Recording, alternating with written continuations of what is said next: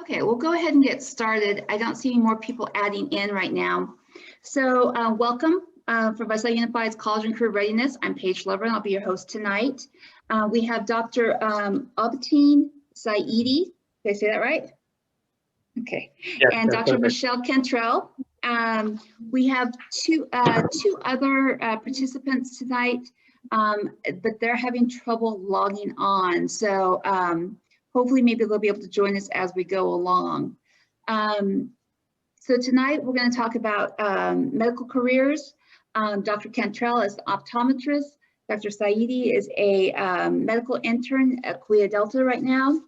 Thank you for coming in tonight, and I really appreciate you joining us. We are going to record the event tonight, and we're going to post it on our website so students that aren't able to make it to tonight's session can watch it later on, okay? So with that, let's go ahead and have each of you introduce yourself and let everyone know about your occupation. Michelle, would you like to start? Okay, hi, I'm Michelle Cantrell. I'm an optometrist in Visalia, and I work at a private practice that has ophthalmology and optometry together. Thank you. Dr. Saidi? Hi, everyone. Thanks for having me. My name is Abtin Saidi. I am a resident doctor in Visalia, and I am working towards becoming an emergency medicine doctor. Thanks for having me. Thank you for being here tonight. We appreciate it. Okay, so can each of you tell us what your education journey looked like in order to become who you are today? And can you include undergraduate, major, and what schools you went to? Dr. Saidi, do you want to go ahead and start with that? Yeah, so I went to UC Santa Barbara, and I majored in biological sciences. And after graduating, I actually did 2 extra years of research, and I did cadaver labs, which means you're dissecting human bodies, people who donate themselves to science. And I did some volunteering, and then I went to medical school in Kansas City, Missouri, and that was 4 years there. And now I am here in Visalia, and so it's going to be another 3 years of residency until I'm a full-fledged practicing emergency medicine doctor. Very good. Michelle, can you tell us what your journey looked like? So I went to San Jose State, and I had my undergrad degree in biology. And then I went on to Ohio State University for optometry school, and that's a 4-year program after the 4 years of undergrad. And then I went out into practice right away. So Michelle, with optometry, when you do the 4 years of optometry school, like with the MD program, is there a residency afterwards? So you have an option, but it's not required. So we just hired an optometrist, and she did a year residency after her optometry school because she wanted more training in like brain injury and low vision. But you can finish after 4 years and start practicing, unless there's a thing you want to specialize in, like pediatrics or low vision or you know, brain injuries. What she did. Very good. So as we're going along, I just want to let those of you in the audience know that you can go to the Q&A and put in questions if you have questions for our panelists tonight, and they'll be happy to answer those as we go along. So our next question, what does a day at work look like for you, and what hours do you work? Is it the typical 8 to 5? What does that day look like? Michelle, do you want to start with that?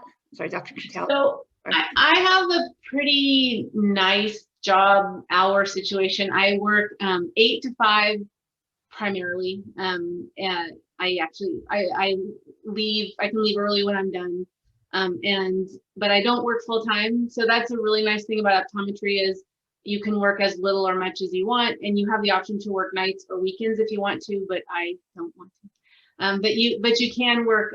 You can work, you know, kind of to work into your family schedule, so you can coordinate your schedule. There's a lot of flexibility, and the hours are, you know, really flexible. While I've got you on the spot, Michelle, can you tell our audience the difference between optometrist and ophthalmologist? Yes. So an optometrist is undergrad for 4 years, then optometry school for 4 years, and then you practice and you do glasses, contacts, you treat eye infections, you can treat glaucoma, but you don't do any surgical procedures. The only thing I can do is, like, if you had a piece of metal in your eye, I can remove it. Ophthalmology is undergrad 4 years, 4 years of medical school, and then you have to pick, then you do 1 year of kind of internal medicine, and then you do 3 to 4 years of ophthalmology residency, and that focuses on surgery and eye care. Very little refraction, so they don't really do a lot of glasses and contacts, but they do all the surgery and they do different rotations. So it's a lot more years for ophthalmology, and they do surgery. Thank you. And then Dr. Saidi, what does a typical day look like for you? It varies quite greatly since I'm in the first year of residency. Every month we have a new rotation. So for example, I know someone was interested in family medicine. Right now I'm actually on a family medicine month. So my hours are quite regular this month. Next month I'll be working in the emergency department. And so that is shift work, which means, you log in at you show up at one time and then you're there for a set number of hours, and whatever walks into the door is going to be your patient. There's generally 3 different shifts. One of them is in the morning. It starts at 6 a.m. and it's over at 4. Usually there are things that keep me there until 5 or 6.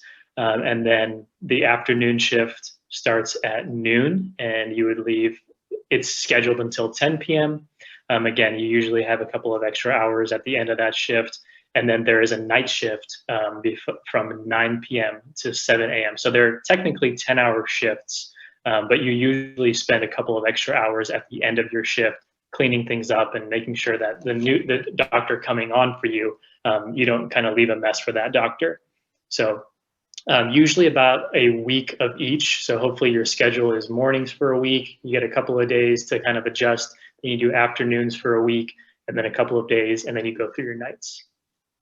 So it rotates around. Mm-hmm. So if you're in an office as a general practitioner, do you expect a typical 8 to 5 day, or are you going over to the hospital afterwards and checking on your patients, or how does that work? Yeah, that's a good question. And it depends on what kind of doctor you want to be. If you want to be a general practitioner, you have the option of just having a clinic where you would actually never go to the hospital, or you could have the option to go to the hospital usually in the morning to kind of make your rounds and see all your patients who are in the hospital and see what happened overnight. And then you would go from the hospital to your clinic, which is hopefully close by. And that clinic would probably start around 9, and that usually goes until around 5 o'clock. So typically you don't go to the hospital afterwards, but if you were to do the option where you do in hospital and clinic, you would probably get to the hospital at 6 and then be done with clinic around 5 or 6 as well. Very good. Next question. What do you like the most about your job, and what do you like the least? Oh, there's a lot that I like about my job. I love my job. Being in any aspect of healthcare, I think the most rewarding part is being able to help your patients. I mean, everyone at one point or another is going to need, even if you're just going for a checkup or you just need your teeth cleaned or you just want to get your eyes checked. I mean, everyone is going to need to be seen by a dentist or an optometrist or a doctor at some point in their lives. So being able to, kind of provide people with that kind of help and use your training, because there is quite a few years of training, that is really, really awesome. And I think the connections that you make with your patients, because most of the time when they come into the emergency department, it's kind of a vulnerable and a little bit scary for the patients. So you being able to walk them through things that, for you, maybe you see it every day or multiple times per day. But for the patients and their families, it's kind of like a very scary, brand new experience for them. So being able to kind of walk them through and reassure them and let them know what you're doing to help their loved one or the patient themselves That's probably the best part. And it's awesome because that happens multiple times per day. Every patient, it's an opportunity for you to make a big difference. So I like that. Worst part of my job is probably the worst part of any job is a ton of paperwork. It's a little bit, it serves a good purpose because it's good for documentation. And, you know, if this patient came to the emergency room last week for the same thing, you can easily look on the computer and there's everything right there. So I think in the grand scheme of thing, it helps, but it's kind of a little bit of a nuisance, and it's time consuming, and it takes away time from being able to be with your patients. But again, it does serve its purpose and it is necessary. So that's probably the least fun part of my job, I'd say. Sounds reasonable. Dr. Cantrell, what's your favorite part and what's your least favorite part? So I really like my job. My favorite part is my relationship with my patients and the years I've had. So I get to know them and kind of follow them, and then also to find solutions for them for issues that they may be having. It just is a great feeling job, and the variety in this job, because you interact with a lot of different people, a pretty busy day, you're seeing many people. So it's a great opportunity. It's never the same thing. It's always something different, and I appreciate that. My least favorite thing is probably coding and billing. So it's just, you know, it's just kind of a pain, and I don't always do it right. And as soon as I learn it, it changes. And so I have to learn it again. And so insurance stuff is my least favorite.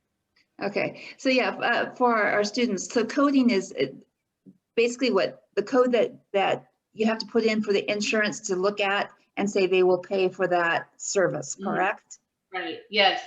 And so, and I don't mind that coding part, but then billing can get kind of complicated, and, you know, it's, it's very time consuming, and it's potential to make mistakes. So it just takes a lot of time. That doesn't sound fun. Okay, we've got one question up. A question from the audience. As a pre-med, what skills have you learned to help manage your time and relieve stress? I can take that. That's a really good question. It's good to start thinking about that early as well. Mm-hmm. So I think one of the most important things is balance, and for everyone that looks a little bit different. So I make sure that I get some type of physical activity every day, whether it be riding a bike or going to the gym. I mean, now everything is a little bit more difficult, but you can be creative. My wife is a yoga teacher, so I have that. Take the dog out for a run. So something physical, and then something creative. So I've been playing the guitar a lot. So that's something that balances the very scientific kind of, you know, read the textbook and be able to take exams and all that kind of stuff. So I think being balanced that's at least been my experience. And I mean, good sleep, there's no substitute for that as well. So again, I think just balance is the most important thing. Now, you just mentioned your wife, and you said she's a yoga teacher, but she is also a pediatric resident, and I just lost her because she has to do a presentation tomorrow, so she's preparing for that. But I can relay. I can relay some answers from her. But yeah, she got pulled away. That's Sorry. Fine. I appreciate you being here. Next year we'll grab her as well. Yeah. Michelle, how about you? What do you do for stress relief? So I 100% agree with the answer that it's just balance. That you can't do all of one thing. And so my family is a huge, you know, source of that for me, just to do something different than work. But I also really like work, so that's the fun part of it. But the school part is not always fun, and so you take classes that you'll never really use again, maybe, but you have to do it and you have to do well. So that can be stressful. So having a balance, having an outlet, having fun activities that you do. This is a hard time with the pandemic because you can't really do the things you normally did, but having a different outlet is important, you know, exercise and sleep and, you know, something non-science. Very good. Okay, next question. What are personality attributes you should have going into the medical field? So shy person versus an outgoing person, one person that doesn't, I don't know, what kind of personality attributes help get you through your job? I can answer that. I think there's a wide variety of personalities that can do well in medicine. It's not just one. You don't have to be outgoing. You can just, but you could be personable just with one person, you know, and do well. It's helpful if you are comfortable talking to people, and if you're really, I think the best attribute is that you enjoy educating people and explaining things to them and explaining it in a way that they understand and that they're comfortable asking questions, because then they're going to want to return and they're going to recommend other people to come see you because you've kind of made it make sense to them. And so if you have that attribute, so you're kind of a bit of a teacher, I think that's important. Very good. Dr. Saidi, what do you think? Yeah, Dr. Cantrell, I definitely agree with that.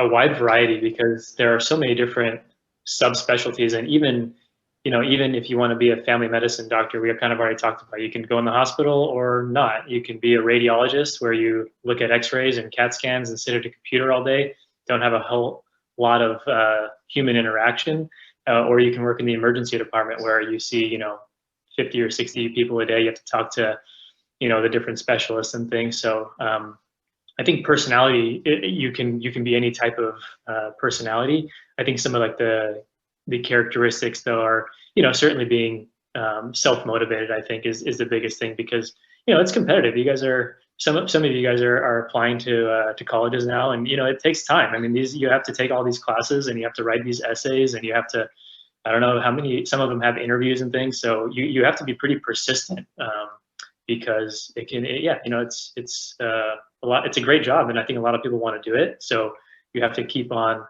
making sure that you're motivated. And I think that kind of ties into the previous question, and making sure that you have fuel in the tank and that you have a balanced lifestyle in general. I like that advice. Thank you. Next one. What things would you recommend students do in middle and high school to prepare for a medical career? I can take that one, because I knew when I was really, really young that I wanted to be a doctor. So I kind of had things set up. So what I did was I reached out to every single family friend that I knew, and all my uncles and all my extended family and people that I've never really met. But I said, hey, I think I want to go into medicine. I don't really know what specialty or what field, but I'm interested. And so I was lucky, but they were either themselves, or they had friends who were willing to let me just come into their office or their hospital and just see what they did. And sometimes you say, man, that looks really, really fun. It looks cool. I can see myself doing that.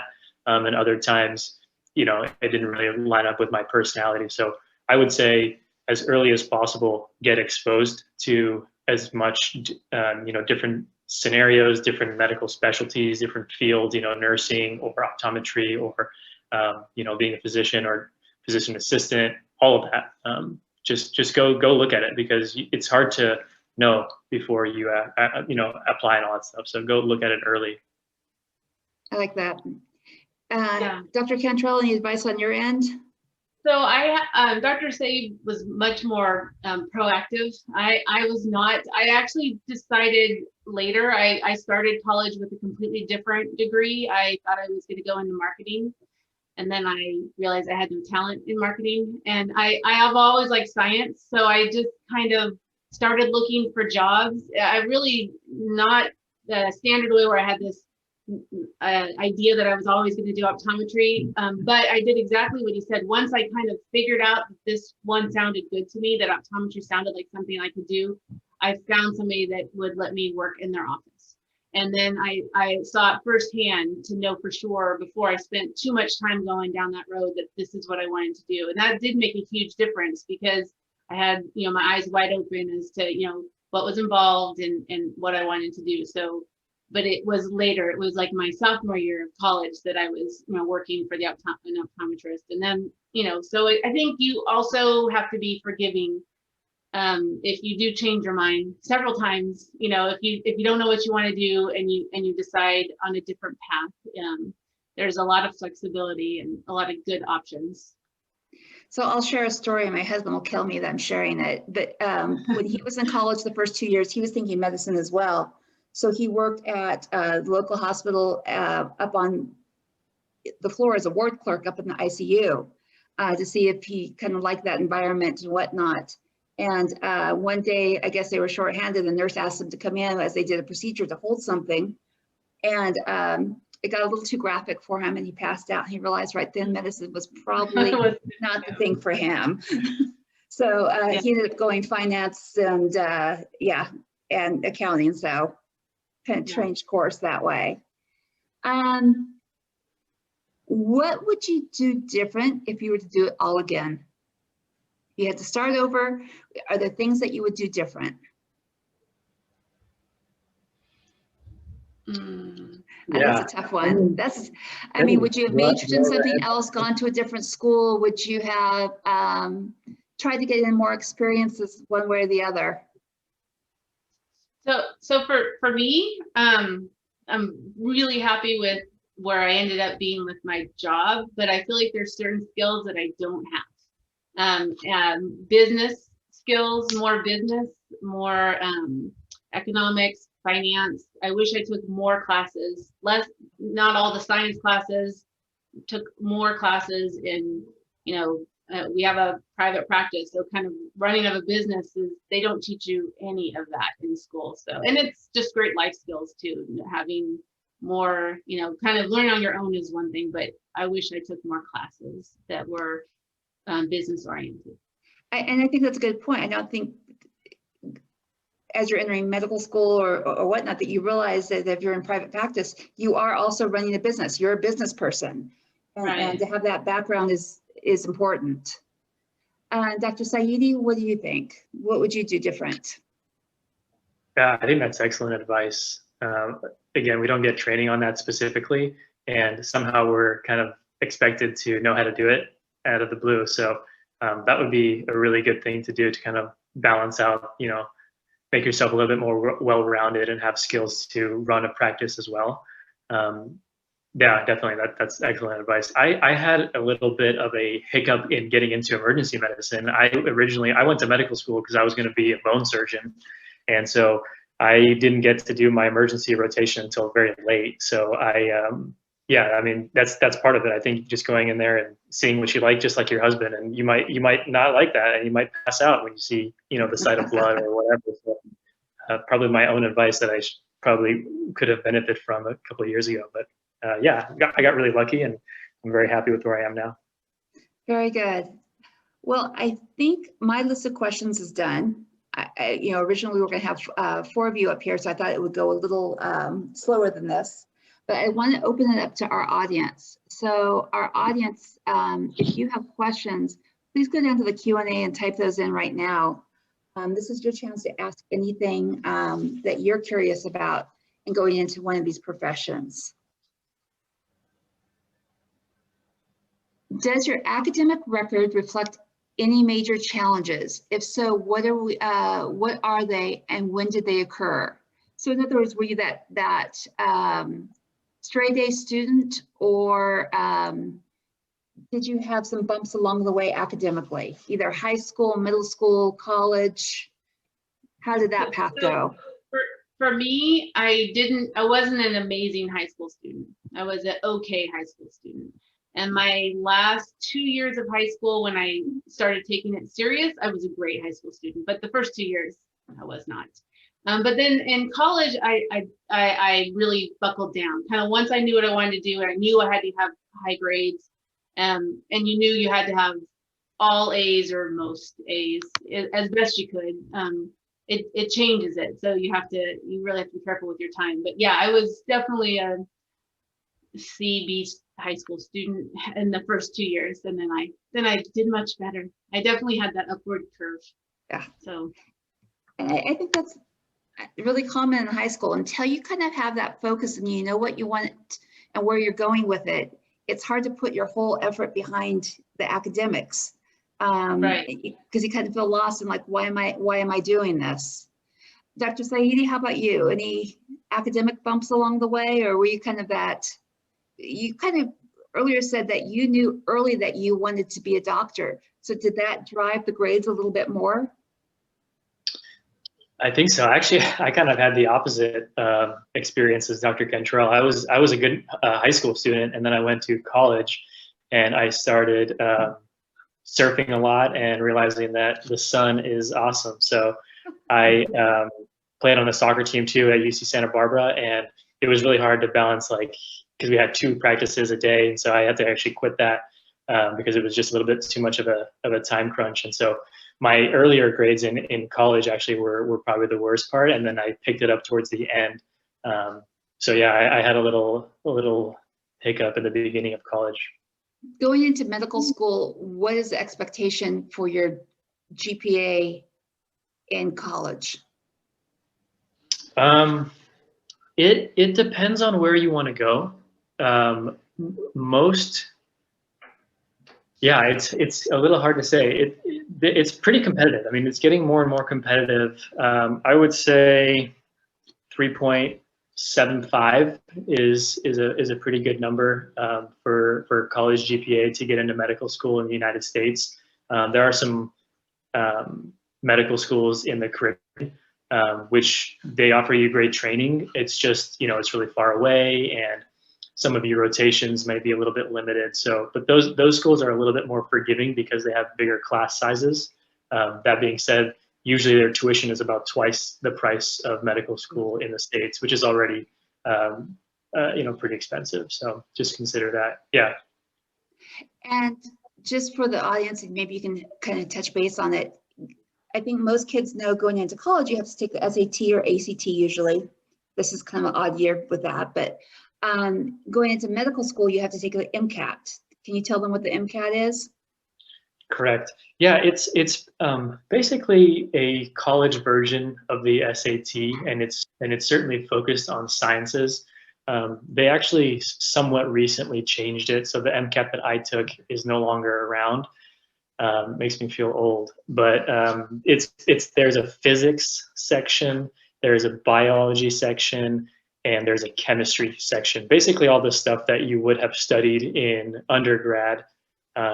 Working towards some type of biology major. Again, I have a lot of friends who did business degrees, and they went into business majors and stuff like that, and then they graduated, and then afterwards they took a year or 2 to do their prerequisites, which helped them with the MCAT. So it's a long multiple choice test with those 3 subjects, fairly similar to the SAT in style, just a little bit different in the content. And Dr. Cantrell, do you have to take it for optometry school? Do you take the MCAT as well? No, you can, but no, we have it's called the OAT, and it's for optometry, and it's very similar as far as physics and chemistry and organic chemistry and biology and a little bit of math is on there. So I did actually take the MCAT only because the school I wanted to go to, I was on the border of what they want, if they wanted to accept me, and so they said, if you get this score or higher, we'll let you in if you take on the MCAT. So I took the MCAT. So little motivation. I was encouraged to take it to go to Ohio State, so I took it. Very good. We have another question. It says, what's the hardest thing that you've had to deal with a patient, and how did you and that patient get through it together? So if that could mean telling someone they're dying, that could tell someone, you could have a grumpy patient. There's a wide variety of things that could happen in that scenario. It goes kind of back to the personality attributes and how you communicate. So Dr. Saidi, what's the worst situation you've had to deal with? Yeah, there is quite a bit of this, right? Working in the emergency department, that's where emergencies happen. So it's never good. It's not a fun conversation to have. I think it's actually even harder now because people aren't allowed to have their families in the hospital with the visitor restrictions. So having these conversations over the phone is really difficult because, you know, you're trying to paint a picture for somebody's family member that, you know, their family member is very sick or dying, and they're not able to come see them. And it's really hard to get them on the same page, you know, because they can't see them. So I think that's really hard. And what you can do to get through those, I mean, we've FaceTimed before. We have gotten special circumstances where you can get, the nurses will allow like 1 or 2 visitors if the patient is really, really sick or something. You know, it's really hard right now. So that's actually been the hardest, is just not having family there, and having to discuss with them over the phone, and yeah, give them bad news over the phone. That's hard. Yeah, that'd be a lot of stress. So it goes back to that balance in making sure that you have those stress burners in your life. Yeah, I definitely ride my bike a little faster on days where I have to give some bad news. That makes sense. That makes sense. Dr. Cantrell, how about for you? So it's very unusual that I have a situation. My patients are primarily healthier. You know, they it's hard when they have visual issues in which they're going to lose their ability to drive, and you have to be the one telling them that that they won't pass their next DMV test. There's a few conditions that you can see in the eyes in which it's a sign of a bigger systemic problem, and you have to talk to them about that, and that's a rough conversation. I don't like that conversation at all, and it can be emotional, and you have this connection and relationship to the patient, so it's tough. That is the hardest part, but fortunately for my job, most of the patients are pretty healthy, and you know, or you don't have those big conversations, just minimal of small choices or changes that you can help them with in a way to improve their life or their vision. Very good. We have another question. It's asking, is there a specialty in need in Tulare County?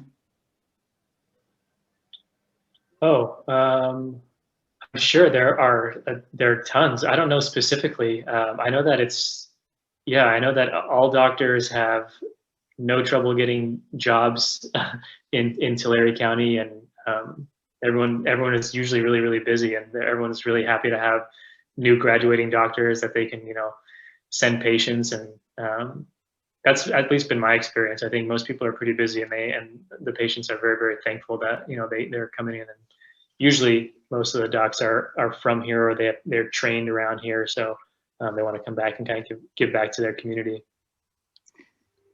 I know sorry, go ahead.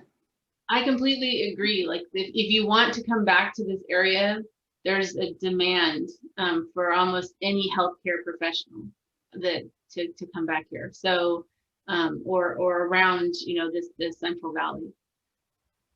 I was going to say, as a school, you know, counselors are the one thing that we hear shortage of is psychiatrists in the area. And I don't know if students realize psychiatrists go to medical school as well. And then psychiatry is as a specialty that you can go into. Absolutely. Are there from our audience any more questions? Because you guys have given us some great questions so far. Is there anything else out there? Oh, we've got one. Great. Did you have to go through an internship? And if so, for how long? So I am currently going through my internship, and it is 1 year. And I'm pretty sure that's how it is for most specialties. Trying to scroll, I think, trying to see if you were the one who was interested in pediatrics or family medicine. Different residencies are different years in length. Pediatrics and family medicine both happen to be 3 years. So that would be 3 years after the 4 years of medical school. Those programs don't have a specific internship. Basically, an intern is just any first year resident. So, you know, orthopedic surgery is 5 years of residency. and neurosurgery is 7. So whatever it is, your first year, you're an intern. You're also a resident, but it's just a 1-year kind of transitional period towards becoming a doctor. And then you can have a fellowship after your residency as well, correct? A post-fellowship. Yeah, that's correct. I had a roommate from in college, and at 36, she was still doing post-residencies or post-fellowships and some research. And I think her husband finally said, "Are you ready to start your practice now?" Yeah, they can get it. I'm sorry, go ahead. No, they can tack on, so internal medicine is 3 years, and then if you want to do cardiology, that's another 3 years, and then my father-in-law is an electrophysiologist, so that's another year. So he did 7 years after the 4 years of medical school. So. Tell me about that specialty. So electrophysiology is really, really cool. It has to do with the way that most of the time they deal with the heart and the electric impulses that dictate how fast your heart is beating. So some people have arrhythmias. I don't know if anyone's ever heard that before. It's kind of like an irregular beat, or if your heart skips a beat. And so he deals with those kinds of patients, and they do awesome stuff. They do surgeries through little tiny incisions, and their patients usually do really, really well. So that's an awesome field. That sounds very cool. Okay, from our audience, any other questions? Another one, yay. Do interns get paid? That's an excellent question. That's an excellent question. Yes, we do get paid, finally. So yeah, medical school year, I was borrowing money because I wasn't in a financial situation where I had any financial help from anyone. So I borrowed the money for medical school, and then internship, you do get paid. It's less than what you would make after you're done with residency, but you do get paid. Usually they give you some perks too.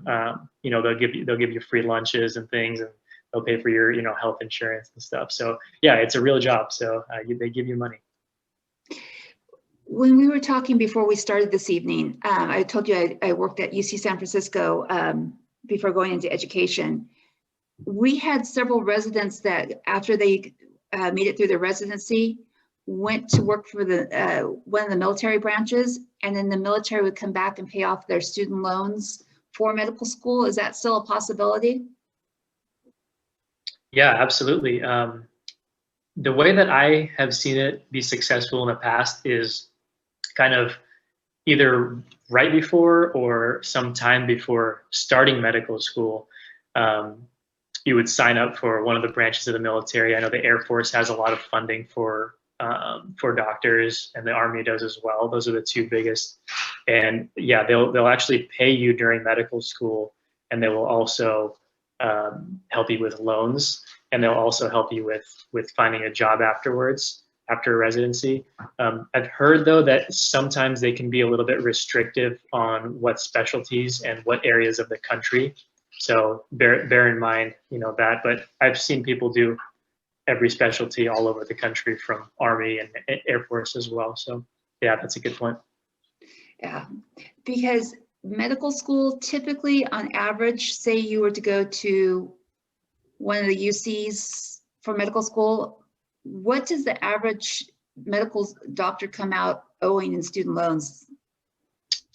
I think nowadays the average is in the mid 200s. I think 250,000 is about, that's if you go to an in-state public school. If you go to any private medical school, so for example, Stanford or USC down in LA, those are private. The tuition is about $65,000 a year. And then obviously you have to pay for, housing and things. So it can add up. Yeah, it's definitely expensive, but every doctor who's ever been a doctor, for the most part, has dealt with loans and things. So I wouldn't use that as a barrier to anything. I mean, you're gonna college is expensive too. So it's all worth it. I mean, if you have a goal, I don't think financially it should be an issue, especially in the United States. We have such good financial aid. We have federal loans and things. So yeah, around 250. Okay. In terms of optometry school, what are you looking at in terms of student loans, that type of thing, or coming out in terms of debt ratio? So again, if it's private or public. The one of the main reasons I picked Ohio State is because they let me be a resident, an Ohio resident after 1 year. So my tuition dropped by 75%. So, and so schools don't normally do that, and they don't do that anymore, but they did that. So both my husband and I went there for that reason. We both kind of chose it for the same, because we didn't want to have too much debt.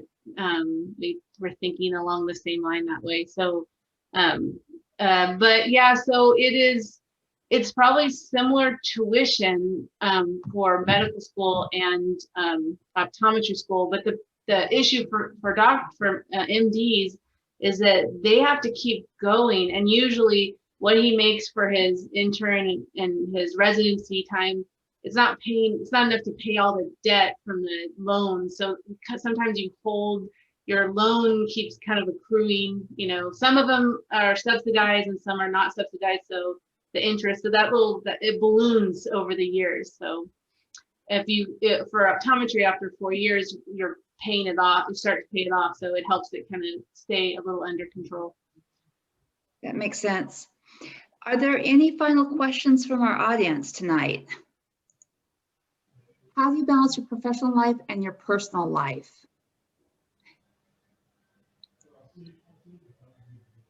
So, Dr. Saidi, let's start with you.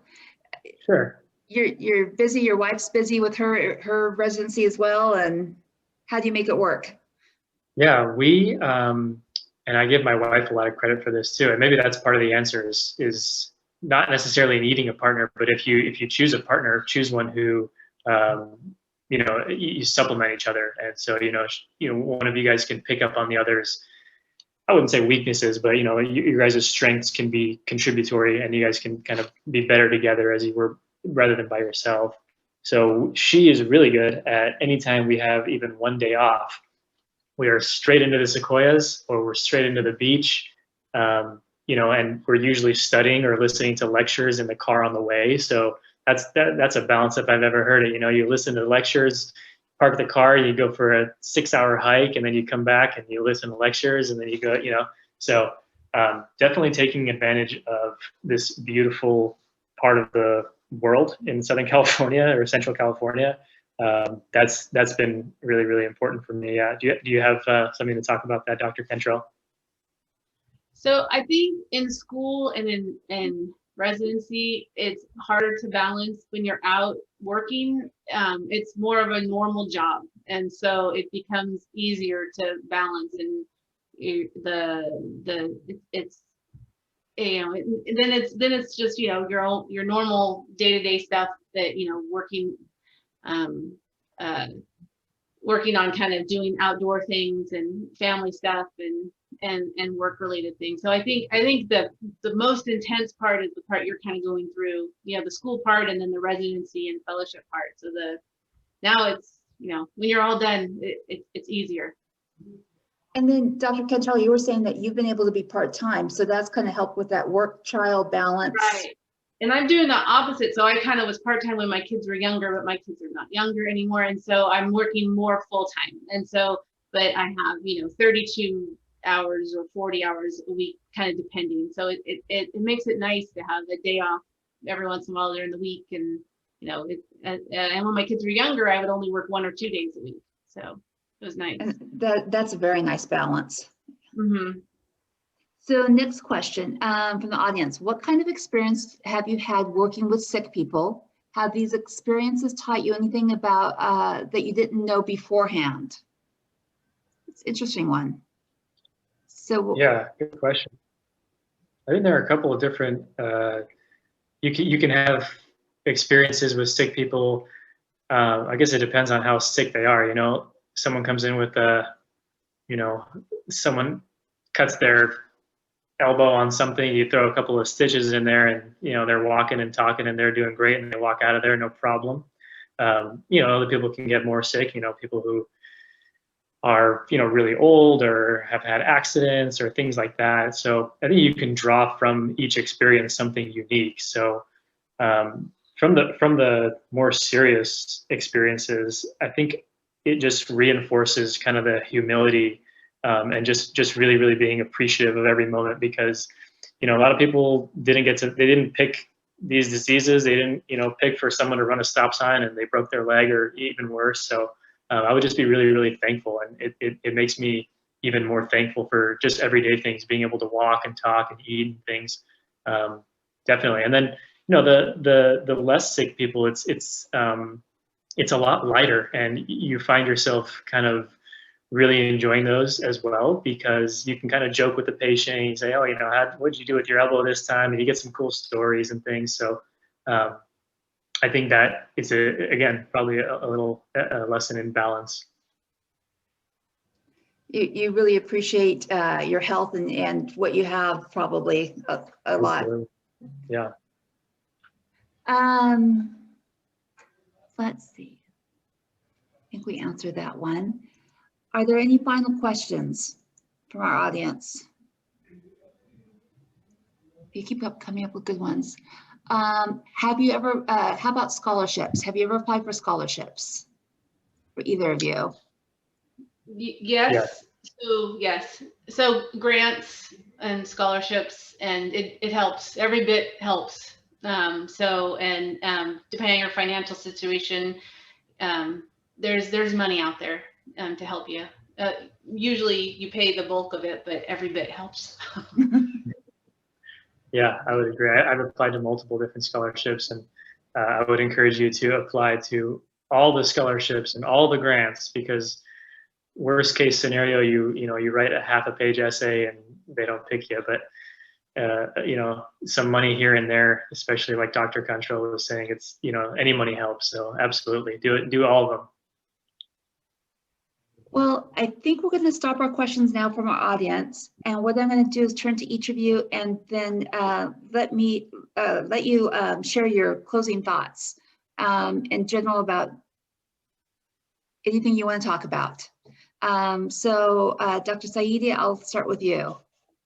Sure. So it sounds like we have a good mix of people with different interests in this chat room right now. So I encourage you to explore all different specialties, all different fields early. There is no right or wrong answer. It's just whatever is best for you, and just be persistent. And if you can have a balanced life in terms of exercising your mind and your body and your spirit as well, with creativity and with loved ones, I think that's going to be a recipe for success. And please let me know if you can email me or email Mrs. Lovren, and I can answer other questions as they come up.